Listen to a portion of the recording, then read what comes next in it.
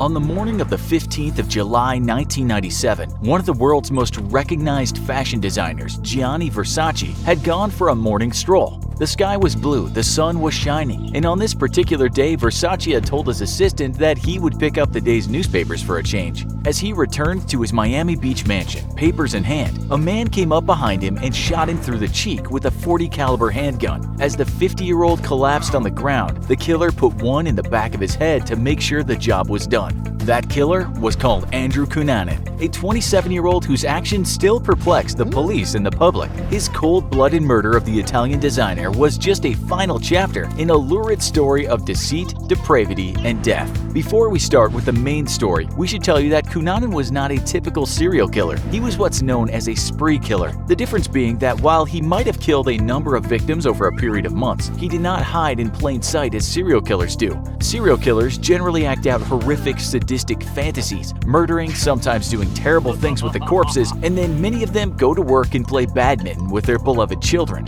A spree killer, on the other hand, sets out on a mission and doesn't stop until he is arrested or on many occasions takes his own life. A spree killer hardly covers his tracks. He doesn't wrestle with his dark fantasies. He just lets hell break loose until the flames devour him. Andrew Cunanan was born on August 31st, 1969. His father was a Filipino-American and his mother Italian-American. As you should know by now after watching our shows on killers, what happens in childhood is often a marker of what drove serial murderers to commit such heinous acts. In the seminal serial killer book, The Method and Madness of Monsters, we're told that Cunanan grew up in Rancho Bernardo, California, in quite a wealthy neighborhood. He, his two sisters, and one brother didn't want for anything, with the family becoming quite well off after the father left the U.S. Navy and became a stockbroker. Andrew was said to be the favorite of his father, who even gave him the master bedroom. The sisters later said their parents suspected Andrew was gay, but no one really talked about it. It was a loving family, and according to the siblings, the parents would have accepted the fact that their son was homosexual. Andrew was a happy-go-lucky child, and he was also very intelligent and did well at school. So what could go wrong? Well, the answer to that lies in this perfect existence, because it all came crumbling down. You see, while his parents wouldn't have minded his sexuality, Andrew was afraid to tell them. This is the beginning of him living a lie, a kind of double existence. Not only that, there's evidence that in 1996, he could well have been the caller on a sexual abuse hotline. Although police say the evidence is tenuous, the person who called in to say he was an altar boy and had been abused by a priest could have been Cunanan. In school, he was said to be very flamboyant, once turning up to a function dressed in a bright red, tight leather jumpsuit. He wanted to be noticed, he wanted to be different. In his yearbook in 1987, he was voted most likely never to be forgotten. Those fellow students of his certainly got that right. Academically, he was smart with an IQ of 142. He had fluency in French and some fluency in Spanish. He knew the Bible back to front, could talk politics, history, philosophy. He could regale people with fascinating stories and was said to be very witty. He was also something of a refined kid, knowing how to verbalize the aromas of a good wine and knowing where to eat when traveling in Italy. The problem, though, with such popularity, such high-mindedness, is ego and pride.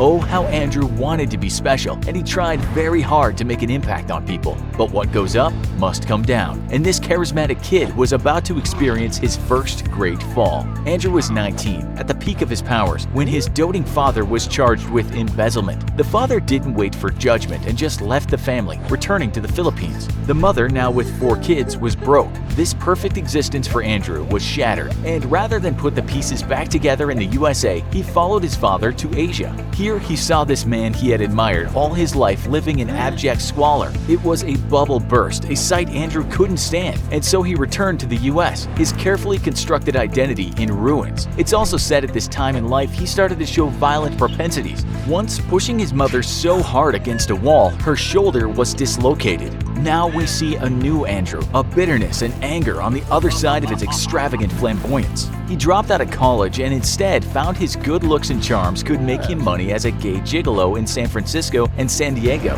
He looked the part, lean, handsome, and he was great company. In the early 90s, he had a long client list of rich men in cities all over the US. If it wasn't gigolo work Andrew was doing, he simply started hanging around with the rich and sometimes famous, and he took some of these wealthy guys as lovers. He was often showered with gifts and given monthly stipends so he could live the high life. At some point, it's said this is the time he met Versace, but the relationship between the two remains a mystery. Did they know each other well, or did they merely share a few words one night? No one knows, because Andrew was a compulsive liar and would often tell his friends lies about how he rubbed shoulders with celebrities. It was later discovered that Cunanan was obsessed with Versace, but also Madonna, Tom Cruise, John Travolta, Leonardo DiCaprio, and Sylvester Stallone. It's very likely that one of them could have ended up being Cunanan's victim. They were all listed in something police later discovered and called the Little Black Book. So there he was, receiving gifts from wealthy lovers or just renting himself out for $140 a night when he needed some extra cash. He was known to leave $200 tips after $1,000 meals he shared with friends. Just like when he was in school, he wanted very much to be admired, and in his eyes, it was this decadence, the spending of money, that would gain him affection. Of course, that wasn't the truth. It only garnered him false admiration, the kind of stuff that underneath can cause depression.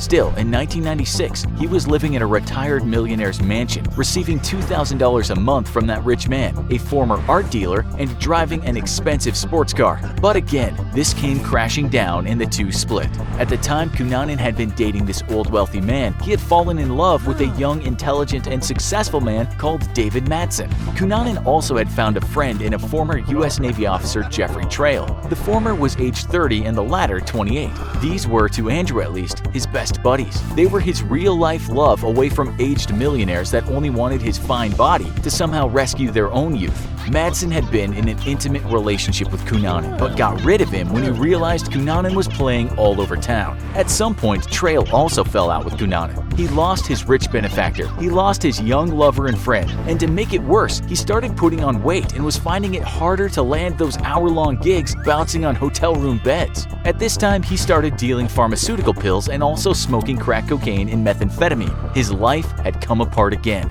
Sometime later, Madsen and Trail then by coincidence both ended up living in Minnesota. They had not known each other well in the past, but because they had both dated Andrew, they were aware of each other. They became friends but not lovers. Still, this infuriated Andrew. He had been left out of the friendship. One day, Madsen got a call from Cunanan to say he was going to come up and visit the two, but what Cunanan really wanted was to get back with Madsen. He turned up to his house broke, having maxed his credit cards, and then gave Madsen a very expensive watch. All this time, Madsen was aware that Cunanan seemed overwrought, like he was at the edge of despair. Sometime later, Trail got a message on his answering machine, and it was Andrew saying, "Come over to Madsen's apartment and hang out with us." Trail never returned home again, and it took days for someone to report him missing. When Madsen didn't turn up for work, his colleagues went around to his apartment. They heard the dog scratching at the door and asked the superintendent to investigate. Trail was found wrapped in a rug. He'd been violently hit in the head with a claw hammer about 30 times. But where was Madsen? Police believed after seeing Andrew do this, he probably just ran with him, fearing for his own life. After all, it was discovered that Cunanan had a gun, one that had belonged to Trail.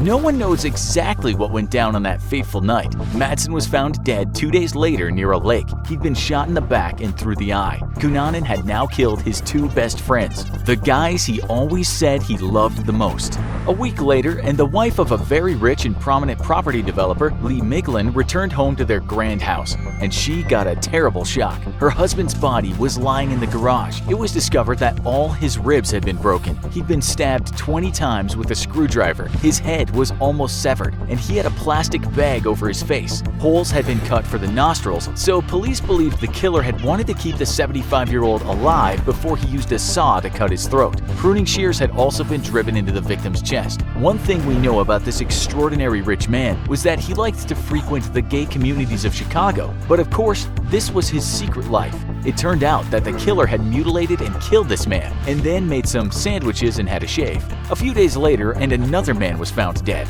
This time, the victim was shot in the head. This wasn't a revenge killing. There was no sign of emotional rage. Police called this murder functional. The function for Andrew was to drive to Miami. As we said, spree killers go out in a hail of fire. They leave traces, and they often don't intend to escape or even live through it. The FBI had enough evidence to know for sure it was Cunanan. It was a matter of finding him. His face appeared in the media, and authorities were told by 12 people that he'd been spotted in Miami, but for some reason they were slow to respond. Meanwhile, Andrew had one more thing he wanted to do, and that was murder his idol, the great fashion designer Gianni Versace.